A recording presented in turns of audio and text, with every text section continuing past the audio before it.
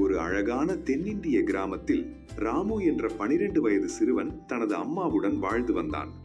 அவன் மிகவும் சுறுசுறுப்பானவன், நல்ல திறமை கொண்டவன். அன்று காலை கிராமம் மிகவும் அமைதியாக இருந்தது. ராமு வீட்டின் முன் விளையாடிக் கொண்டிருந்தான். ஆனால் சில நிமிடங்களில் வானம் மாற ஆரம்பித்தது.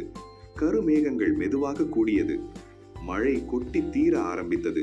சில நிமிடங்களில் பெரிய வெள்ளமாக மாறிவிட்டது.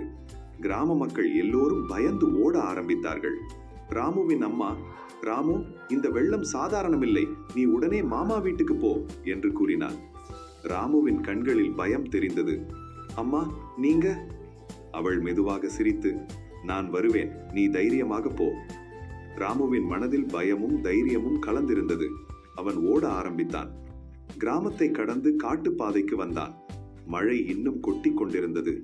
அந்த நேரத்தில் ஹா ஹா ஹா, ஒரு பயங்கரமான சிரிப்பு. ராமு நின்றான். அவன் மெதுவாக திரும்பி பார்த்தான். கருப்பு புகை நடுவே சிவந்த கண்களுடன் ஒரு சூனியக்காரி.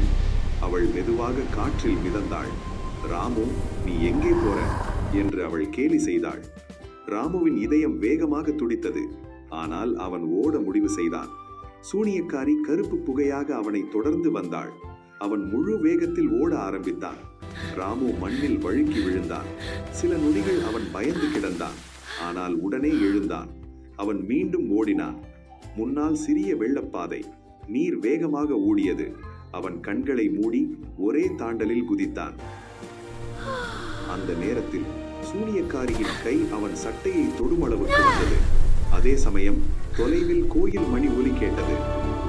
அந்த ஒலி கேட்டு சூனியக்காரி திடீரென பின்வாங்கினாள். அவள் முகத்தில் கோபம். ராமு முன்னால் பார்த்தான். மாமா வீடு தெரிந்தது. அவன் கடைசி சக்தியுடன் ஓடினான். வீட்டுக்குள் நுழைந்தவுடன் சூனியக்காரி கிராம எல்லையில் நின்றாள்.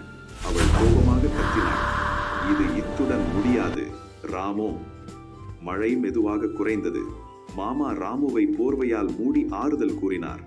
ஆனால் அந்த இரவு காட்டின் நடுவே கருப்பு புகை மீண்டும் எழுந்தது. சூனியக்காரி வானத்தை நோக்கி கையை உயர்த்தினாள்.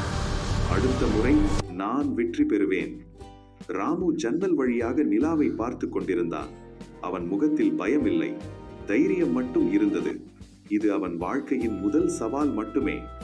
அடுத்ததாக என்ன நடக்கும்? தொடரும். இந்த வீடியோ உங்களுக்கு பிடிச்சிருந்த லைக் பண்ணுங்க, ஷேர் பண்ணுங்க, சப்ஸ்கிரிப்ஷன் பண்ணுங்க.